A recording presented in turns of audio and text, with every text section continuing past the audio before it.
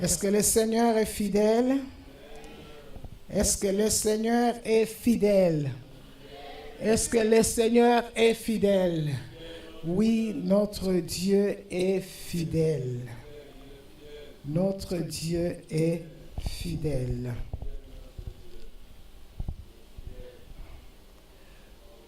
Nous allons prendre nos Bibles ce matin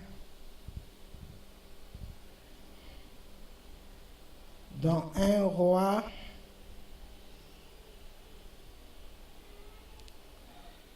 chapitre 18.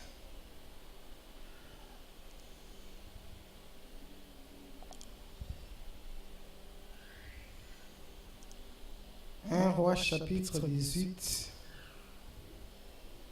Nous lirons les versets 20 jusqu'à 40. On a 3 versets à lire ce matin. Nous allons les lire tous ensemble du coup. On lira 1 Roi chapitre 18, les versets 20 à 40. Nous lirons aussi Exode 29, les versets 38 à 43. Et les dernières, c'est dans l'évangile de Jean, chapitre 14, les versets 12 à 14. Et ce matin, on a intitulé notre message de ce matin « Les défis de notre époque ». Amen. Les défis de notre époque. Qu'est-ce qu'on entend par défi? Selon notre contexte, un défi est la déclaration provocatrice par laquelle on signifie à quelqu'un qu'on le tient pour incapable de faire une chose.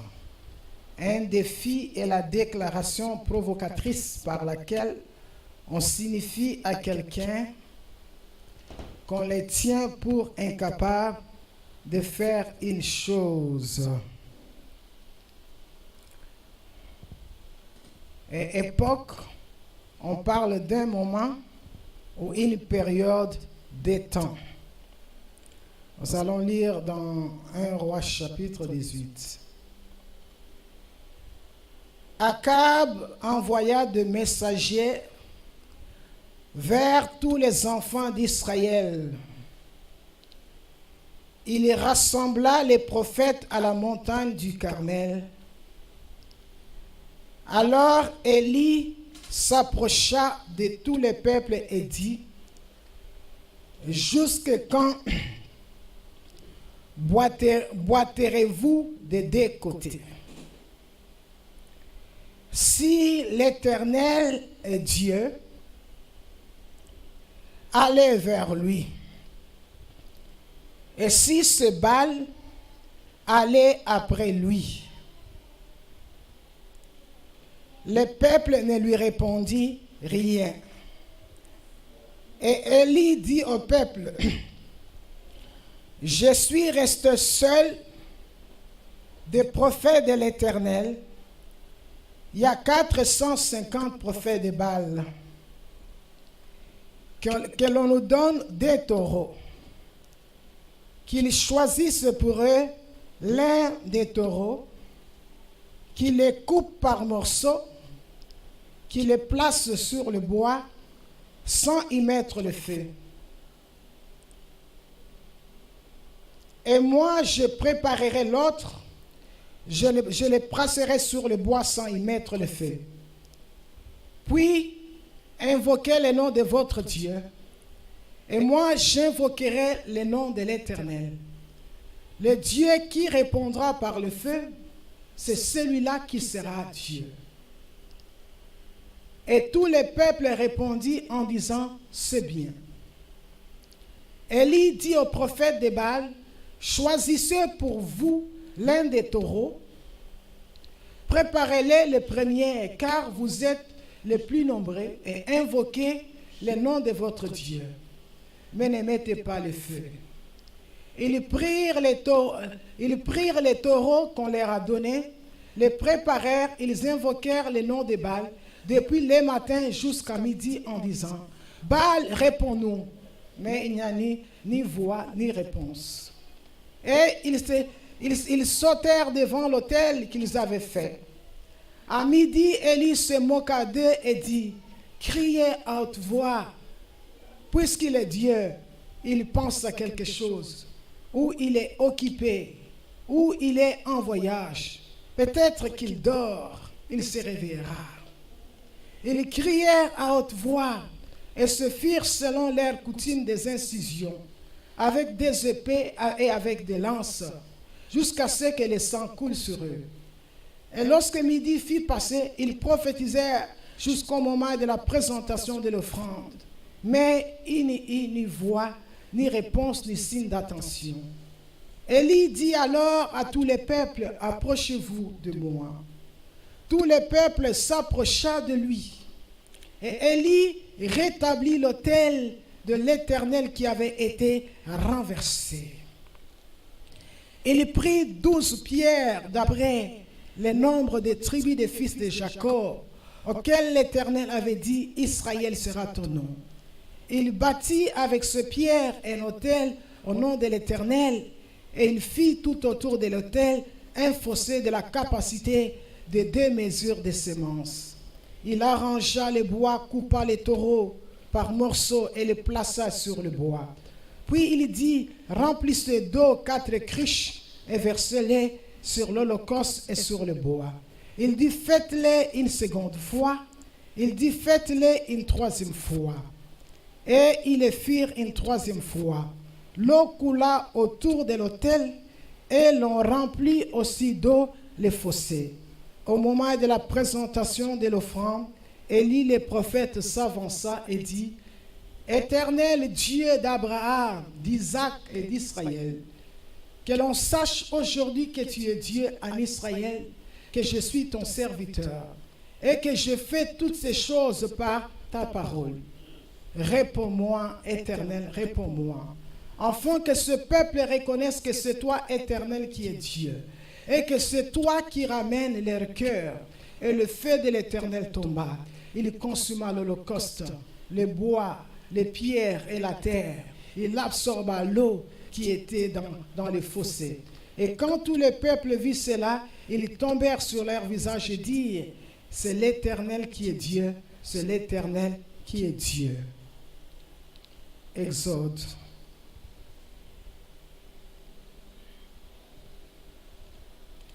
Exode 29.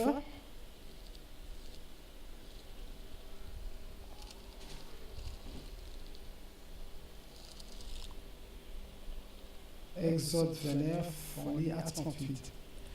Voici ce que tu offriras sur l'autel, 2 agneaux d'un an chaque jour, à perpétuité.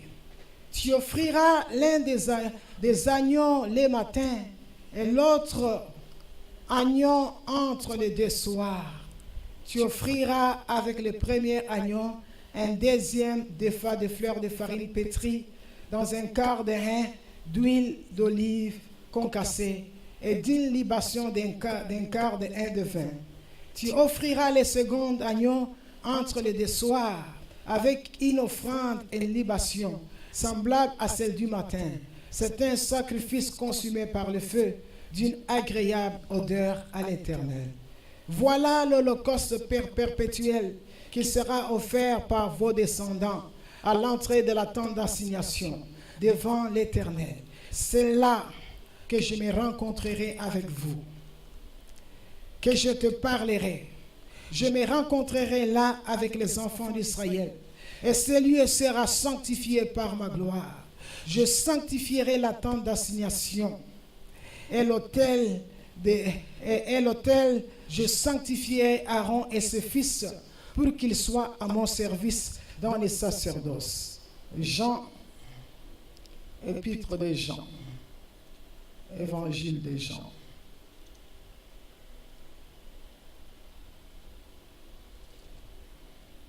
Jean chapitre 14.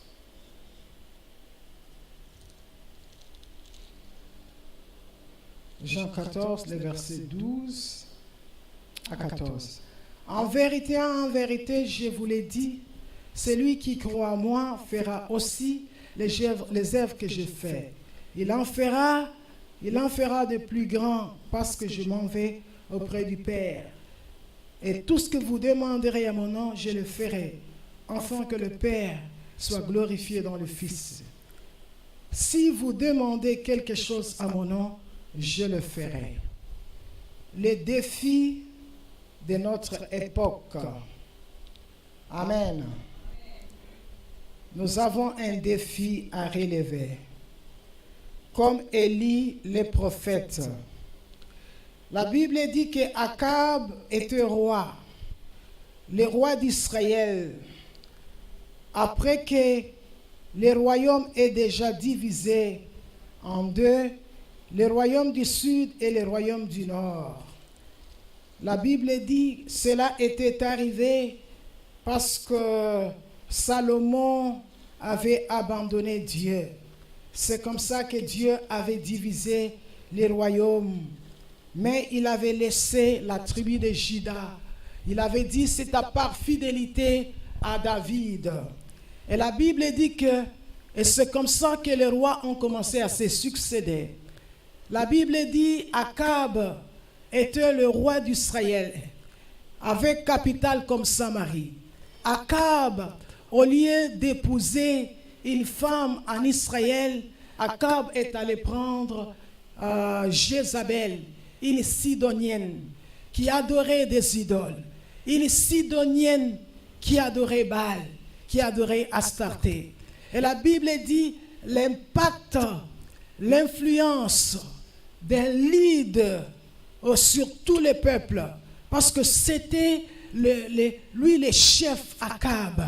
La Bible dit que c'est comme ça qu'Israël aussi a commencé à adorer Baal. La Bible dit ils adoraient Baal et ils adoraient l'Éternel. Et c'est comme ça qu'Élie le prophète, parce que vous allez comprendre que c'est parce qu'il y avait la confusion. La confusion était grande. On pensait que c'était Baal, le Dieu qui amenait la pluie, le Dieu de la fertilité. Et c'est comme ça qu'Élie a dit, sinon à ma parole, il n'y aura ni rosée ni pluie. La Bible dit 3 années, 3 ans et 6 ans de sécheresse. Élie, Dieu l'a dirigé vers les torrents de Kérit. Il est allé vers la veuve, il est allé vers la veuve de Sérepta. Mais la Bible dit les temps étaient arrivés pour que le peuple se répande, pour que le peuple retourne vers Dieu. Et c'est comme ça que Dieu a demandé à Élie d'aller se présenter vers Akab. Parce que Dieu avait l'intention de faire tomber la pluie sur la terre. Parce que là, Israël savait que ce n'était plus Baal. Ce n'était pas Baal qui arrosait. Ce n'était pas Baal qui amenait la pluie. Ce n'était pas Baal, le Dieu de la fertilité. La Bible dit que lorsque Akab a rencontré Élie, Akab a accusé Élie d'être un fauteur de troubles en Israël. Akab avait oublié, ne se rendant pas compte que Élie était l'un des meilleurs amis que le peuple d'Israël n'a jamais eu pendant toute son histoire. La Bible dit Akab aussi, sans craindre pour sa vie, il a accusé, il a eu le courage de répondre, Élie plutôt, sans craindre pour sa vie. Il a eu le courage d'accuser Akab. Il a reproché à Akab de mélanger le culte de l'Éternel et le culte de Baal. Mais il ne s'est pas arrêté là. La Bible dit, Akab a lancé un défi à... Non, Élie a lancé un défi à Akab. Il lui a demandé de rassembler ses prophètes idolâtres sur le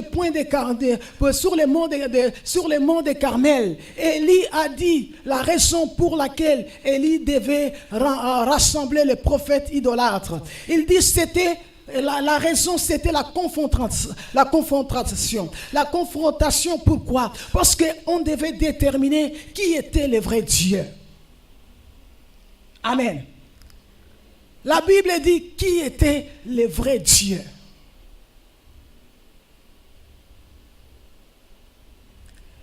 Quand nous regardons l'histoire d'Élie, nous pouvons dire, nous avons ces défis-là à relever dans notre époque. La Bible dit, Élie dit, pourquoi vous boiterez-vous? Pourquoi clochez-vous? Pourquoi sautez-vous des deux côtés? Israël n'avait pas rejeté complètement l'Éternel. Mais la Bible dit, et Élie les reprochait d'associer le culte de l'Éternel au culte de Baal. Et c'est pourquoi Élie a posé son problème au sans détourner, sans détour. Il demande et dit qu'Israël devait déterminer qui était le vrai Dieu. Est-ce que c'était l'Éternel ou bien c'était Baal? Et la Bible nous dit quoi? Il dit dans cette confrontation, la confrontation devait être démontrée d'une façon équitable. Parce que vous allez comprendre, ou bien c'est Dieu, ou bien c'est Baal. Les gens peuvent me dire ce matin, mais où est cette confrontation dans notre époque? Mais bien aimé, c'est triste. Oh, ce qui arrive à l'église de Christ. Oh, c'est très triste. Et vous allez comprendre, Élie avait compris que là ce n'était pas question d'un message. Pour convaincre ses compatriotes, Élie n'avait pas besoin de message. Mais la Bible dit, Élie a recherché un signe visible venant d'en haut. Élie a dit ceci, prenons des taureaux. Prenons des taureaux.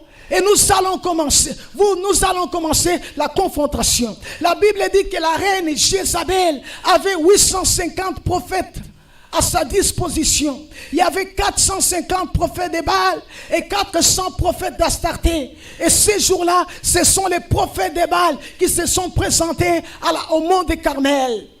Et la Bible dit, Élie a dit ceci, nous allons prendre des taureaux. Moi, je serai les représentants de l'Éternel. Et les prophètes de Baal seront les représentants de Baal. Il dit, mettons les taureaux sur l'autel. Et vous commencez. Parce que moi, je suis seul. Vous êtes majorité. Moi, je suis minorité. Invoquez votre Dieu Baal. Et si Baal fait descendre le feu, on saura que Baal est Dieu. Mais si l'Éternel fait descendre le feu, on saura que l'Éternel est Dieu. La Bible dit, les prophètes de Baal ont commencé du matin jusqu'à midi. Ils ont commencé à sauter. Ils ont commencé à prophétiser. La Bible dit, Élie a commencé à se moquer d'eux, en leur suggérant toutes sortes d'excuses pour le silence de Baal. Peut-être il est trop petit, peut-être il est trop faible pour être capable de faire des choses à la fois. Il voyage, il dort, peut-être il est occupé. Un Dieu qui ne peut pas faire des choses à la fois, il n'est pas Dieu. La Bible dit, selon leur coutume, ils ont commencé à se faire des incisions, à se blesser. Ils se sont fait des incisions, ils sont prophétisés. Mais il n'y avait ni voix, ni signe d'attention. Amen. Je vous disais, nous allons entrer dans notre contexte. C'est triste de voir ce qu'est devenu l'Église de Christ. Les chrétiens croient Ils sont allés à l'église chaque jour. Ils prient Dieu. Ils adorent Dieu. Mais lorsqu'ils ont les cancers, ils pensent que c'est le médecin qui doit résoudre ces problèmes. Et ils pensent que le Dieu que nous servons est incapable de les guérir de leur cancer. Les professionnalismes de la santé sont devenus comme des dieux. Mon problème ici, ce n'est pas les professionnalistes de la santé, c'est l'Église de Christ. Et aller chez les professionnalistes de la santé, ce n'est pas mauvais. Mais penser que ce qu'ils font, Dieu est incapable de le faire, c'est un grand péché. Les gens ont des problèmes. Allez voir dans l'église aujourd'hui combien de chrétiens divorcent. Allez voir sur la liste des psychologues, des psychiatres, comment il y a des chrétiens qui sont sur la liste. Parce que les chrétiens pensent que leur Dieu, lorsqu'ils ont des problèmes, leur Dieu est incapable à résoudre leurs problèmes. Ils sont dans l'église, mais lorsqu'ils ont des problèmes, c'est le professionnalisme, c'est les gens du monde vers qui ils courent. Allez voir des chrétiens. Allez voir des chrétiens qui ont des enfants, qui ont des problèmes d'apprentissage. Les gens pensent que lorsque mon enfant a des problèmes, Dieu ne peut pas faire. Les gens courent vers les professionnels parce que Dieu est incapable d'intervenir. Et vous allez comprendre, dans ce siècle que nous vivons, il y a un défi que nous devons relever. Et Dieu cherche des Élie. Les gens qui croient que c'est Jésus que nous servons, le Jésus que nous servons n'est pas resté dans la tombe. Il est mort, il est ressuscité, il est vivant. Les gens cherchent de Élie. Les gens qui vont dire l'église a un problème. C'est parce que l'autel avait été renversé. Parce que si l'autel est renversé, mes bien-aimés, il n'y aura pas le feu dans l'église. Et lorsqu'il n'y a pas le feu, il n'y a pas de miracle, il n'y a pas de signe, il n'y a pas de prodige, il n'y a pas de délivrance, il n'y a pas de guérison.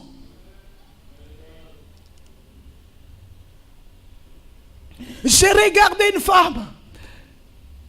J'ai regardé un pasteur qui était en train de prêcher. Et là, le Saint-Esprit lui a parlé d'une femme qui avait le cancer de gorge. Il a fait ses 34 chimiothérapies. Je ne sais pas si c'était combien, 34. C'était un nombre élevé. Elle est partie même en Inde. Oh, son cancer lui est resté. Mais Dieu était son dernier recours. Elle a choisi d'aller dans cette église. Et ce jour-là, elle a appris que Jésus est capable de guérir les cancers. Mais bien aimés, au sens de notre temps, Dieu a besoin d'Élie qui vont dire à l'église, il est temps que l'église se répande. Il est temps que nous sachions qui est Dieu. On sait que les professionnels, c'est que les gens du monde, au fond, Dieu peut le faire. Dieu est capable de le faire. Et c'est qu'il ne peut pas le faire. Et Dieu aussi est capable de le faire. Parce qu'il y a des choses, il n'y a que Dieu qui peut le faire. Lorsqu'on entre dans les domaines spirituels, lorsqu'il s'agit des démons, on s'apprend Dieu. Mais où sont des Élie? Où sont des Élie qui vont dire, oh, nous sommes prêts à relever le défi pour que les gens se répandent. Mais bien aimé, pour marcher avec une telle perception de Dieu, oh, c'est un grand péché. Notre Dieu est grand, il fait des miracles. Il a dit lui-même, oh, je suis Dieu, j'agirai, qui s'y opposera? Il a dit ceci, je suis le premier et le dernier. Hors de moi, il n'y a point de Dieu. Qui a fait des prédictions? Dites-moi, regardez le ciel. Oh, c'est moi le créateur. Qu'est-ce que vous pensez de moi? C'est moi qui a créé la terre par ma puissance. Et j'ai étendu le monde par ma sagesse. Et c'est moi qui a créé les cieux par mon intelligence. Où sont des chrétiens qui disent, il est temps que l'église se répande?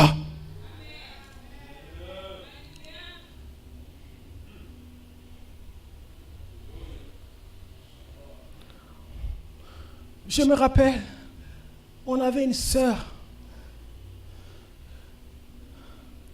qui avait sa fille à l'école. Je n'oublierai jamais cette histoire. Quand elle a commencé, elle avait le problème de langage. Sa bouche ne s'ouvrait pas. Elle ne mettait pas la main en l'air. Elle était incapable de parler en classe.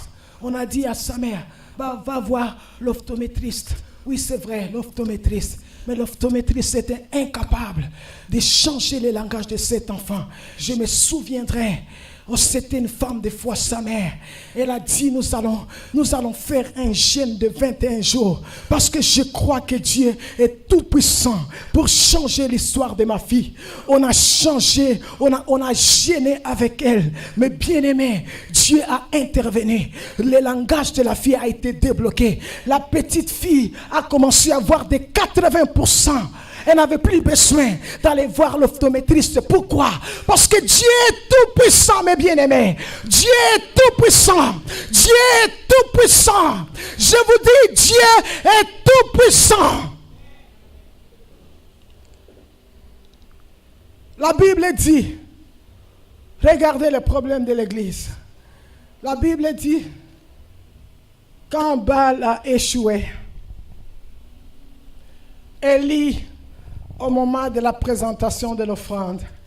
Mais bien aimé, c'est très important. Parce qu'on dit que c'était au moment de la présentation de l'offrande. C'était vers 15 heures. Le verset qu'on a lu dans les livres de quoi? D'Exode. Dieu donne la loi à Moïse. Il établit les offrandes du matin et les offrandes du soir. Et Dieu dit à Moïse, c'est Aaron qui va commencer à présenter l'offrande du matin et l'offrande du soir. Et Dieu dit maintenant, il dit, quand ils présenteront l'offrande, moi je rencontrerai le peuple. Je vais rencontrer le peuple. Écoutez, hein, c'est Aaron qui présente l'offrande, mais Dieu dit, je vais rencontrer le peuple. C'est-à-dire, je vais rencontrer les besoins de ce peuple. Je vais agir dans sa vie. Je vais intervenir. Je vais solutionner les problèmes. Et Dieu dit, oh, ça sera le lieu de la manifestation de ma gloire. Oh, ça sera le lieu de la direction. Les lieux de la direction divine. Les lieux de la révélation. Les lieux de la puissance. Les lieux de l'intervention divine. Les lieux du secours céleste. Et Dieu dit, quand l'offrande sera offerte. Mais lorsqu'on a commencé à adorer Baal, la Bible dit quoi? On avait déjà renversé l'autel. Vous savez, Élie savait que l'autel signifiait quelque chose. L'autel rappelait à Dieu son alliance avec son peuple. Et la Bible dit, lorsque Élie a rétabli l'autel, il n'a pas fait n'importe quoi. Élie a mis les 12 noms des enfants d'Israël. On sait que signifie. C'était l'alliance que Dieu avait traitée avec Abraham, Isaac et Jacob. Et ce jour-là, Élie dit à Dieu, oh, souviens-toi de cette alliance. Oh, souviens-toi que c'est toi qui avais dit que ce peuple sera ton père. Et lorsqu'on offrira l'offrande, oh Seigneur, tu vas rencontrer les pères. Oh Seigneur, tu vas agir. Oh Seigneur, ça sera les lieux de la manifestation de ta gloire, les lieux de la révélation, les lieux de la démonstration de la puissance. La Bible dit, Élie a choisi un bon moment. L'heure de la présentation de l'offrande du soir. Et c'est comme ça, quand il a rétabli l'autel, Dieu s'est levé sur son trône. Parce que la Bible dit, il se souvient toujours de son alliance. Le Dieu qui donne, qui se souvient toujours de son alliance. Et la Bible dit, Élie a commencé à prier. Il a dit, oh Dieu, oh Dieu. Écoutez d'abord, Élie a fait quelque chose. Ça, c'est très important. Ce geste-là d'Élie est très important. La Bible dit qu'Élie voulait éliminer toute possibilité que le feu s'allume autrement que par un miracle. C'est pourquoi il a demandé, vous là, arrosez 12 seaux. Il faudra que les sacrifices soient mouillés. 12 seaux. Pour que la Bible dit que les sacrifices étaient mouillés, les bois étaient mouillés et la fossée était remplie d'eau. Pour qu'on ne dise pas, non, c'est quand le soleil a chauffé et puis le feu s'est allumé. Non. La Bible dit, Élie a commencé à prier.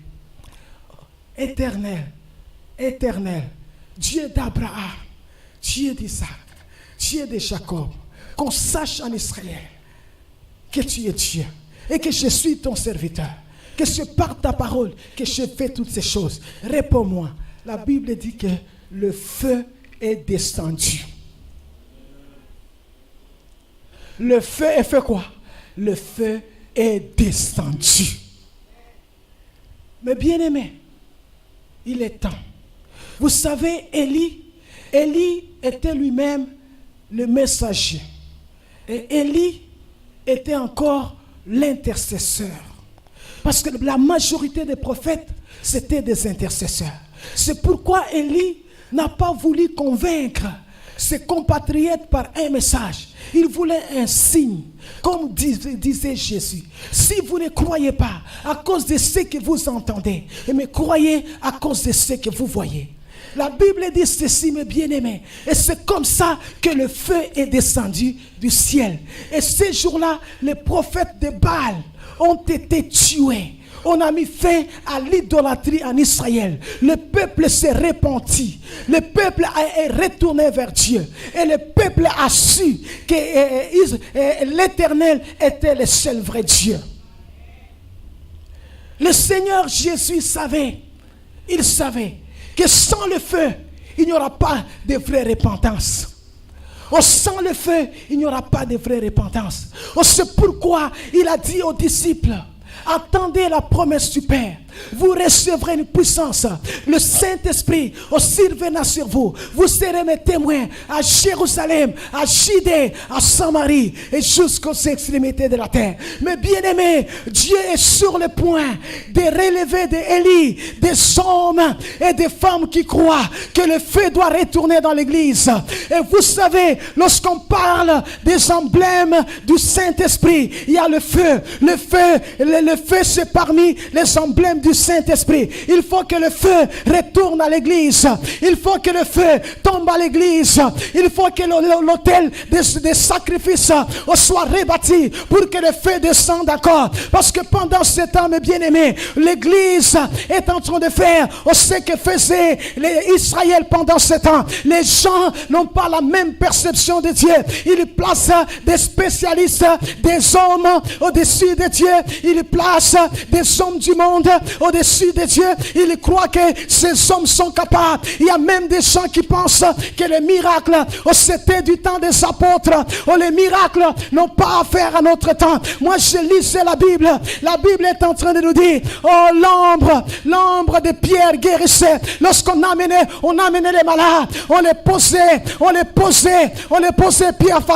Pierre passait. Et la Bible dit, on venait avec des mouchoirs, on les mettait sur Paul et on allait mettre sur les malades. Les malades étaient guéris, les possédés étaient délivrés. Pourquoi? Le feu est descendu les jours de la Pentecôte. Mais bien aimés, nous n'avons pas besoin de crier encore pour que le feu descende.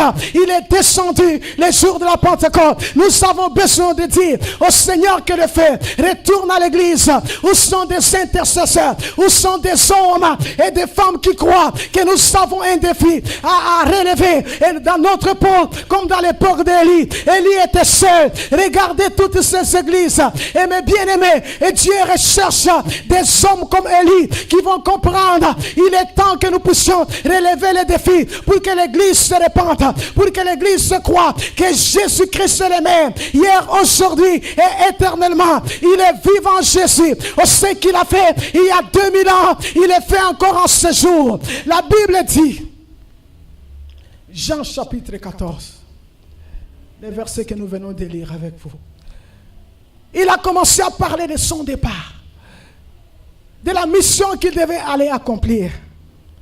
La Bible dit quoi? Les disciples étaient tristes, mais le Seigneur, pour les réconforter, il dit, en vérité, je vous l'ai dit, celui qui croira à moi fera les œuvres que je fais. Il en fera même de plus grandes, parce que moi je m'en vais auprès du Père. Il dit, tout ce que vous demanderez à mon nom, je le ferai. Il dit, si vous demandez quelque chose à mon nom, je le ferai.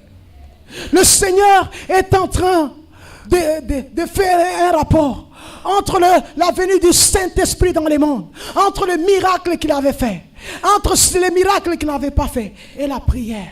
Pourquoi? Parce que le Seigneur savait que les plus grandes actions de l'Esprit ont eu pour fondement le ministère de l'intercession. Il y en a aussi, ce sont des messagers que Dieu a appelés, que Dieu a oint, qui n'ont pas la grâce de l'intercession, qui ne peuvent pas aller ou se présenter sur l'autel comme Élie pour faire descendre le feu. Ils ont besoin d'un homme, ils ont besoin d'une femme qui va comprendre que cet homme ou cette femme a l'appel de Dieu.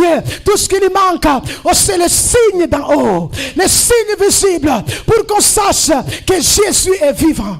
Mais bien aimés, aussi nous intercédons, aussi nous prions, le feu va retourner dans l'église.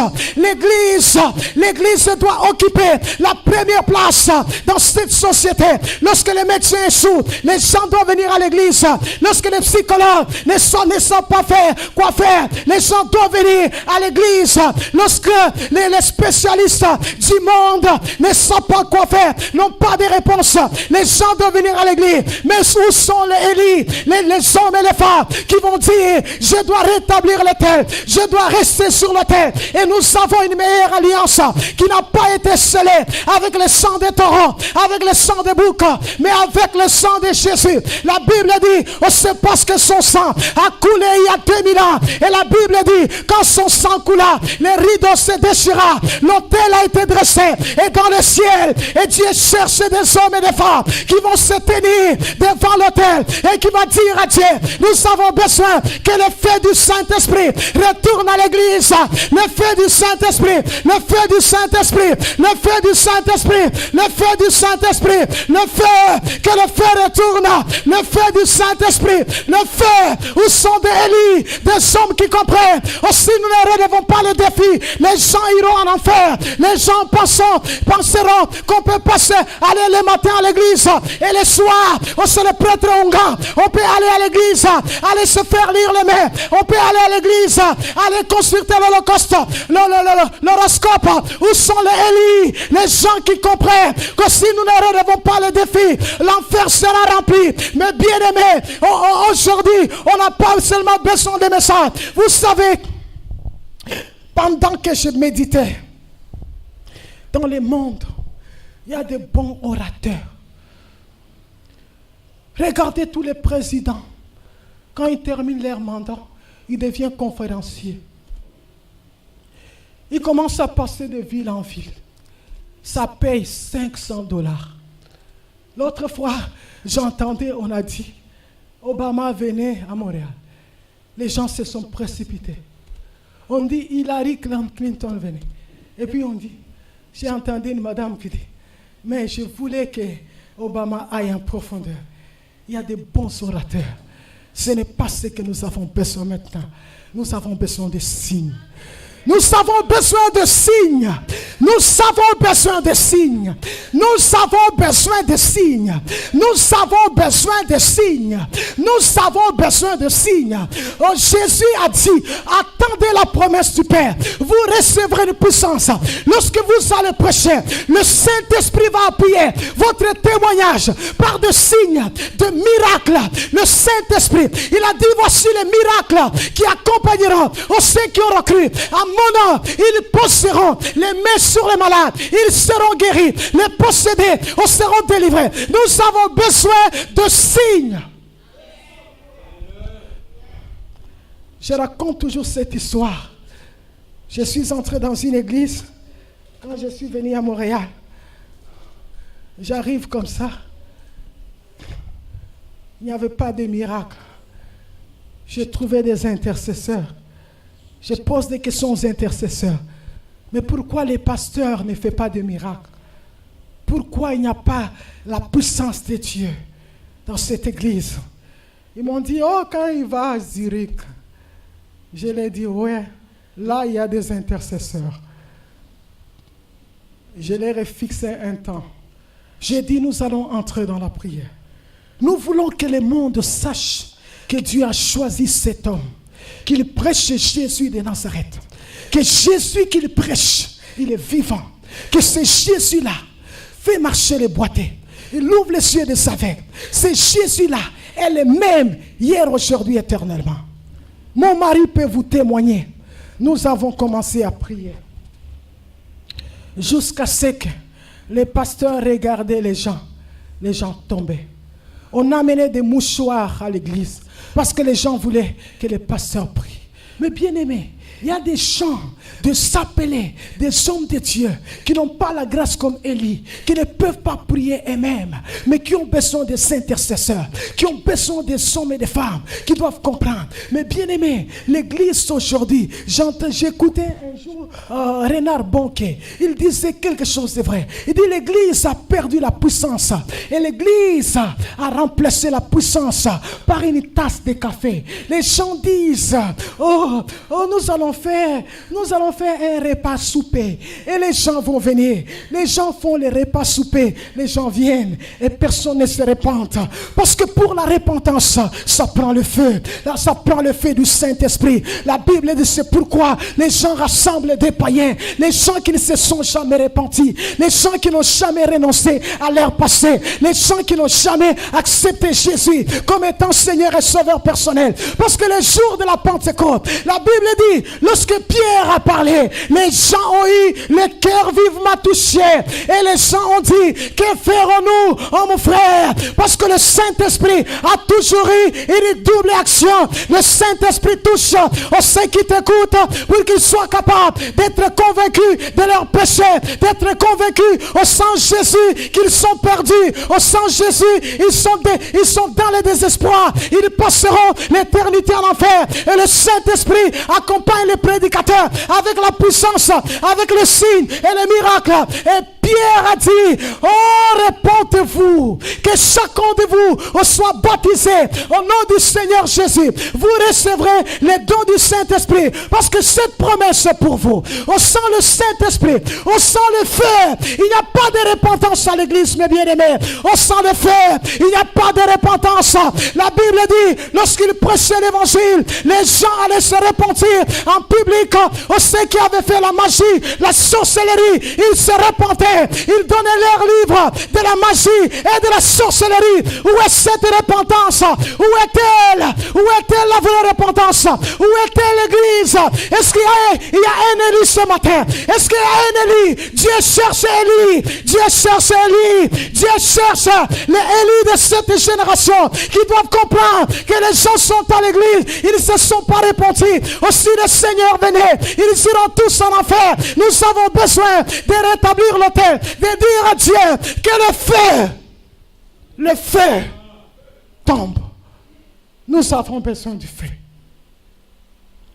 Nous avons besoin du feu.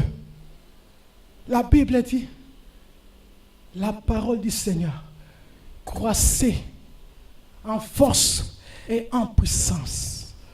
La Bible dit, c'est comme ça. C'est comme ça, c'est comme ça. La parole croissait en force et en puissance. La Bible, c'est comme ça que le Seigneur glorifiait sa parole. La parole croissait en force et en puissance. Nous avons besoin du feu. Nous avons besoin du feu. Que le feu vienne prendre la place dans l'église.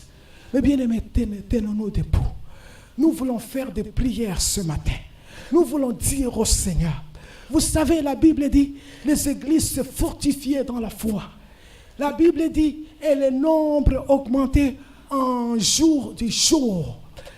L'évangélisation par des miracles, c'est la meilleure des choses. C'est une évangélisation accélérée. Je voyais ce pasteur qui priait. Et puis il a commencé à prophétiser un païen qui regardait son émission. Un païen qui était malade. Il prophétise sur les païens, la tasse qu'il avait à main, la maladie qu'il avait, les noms de ses enfants. Et puis il prie pour les païens. Le païen était guéri. Le païen a couru pour venir dans cette église-là. Pourquoi? Parce que Dieu l'avait convaincu de son péché par un miracle. Nous avons besoin du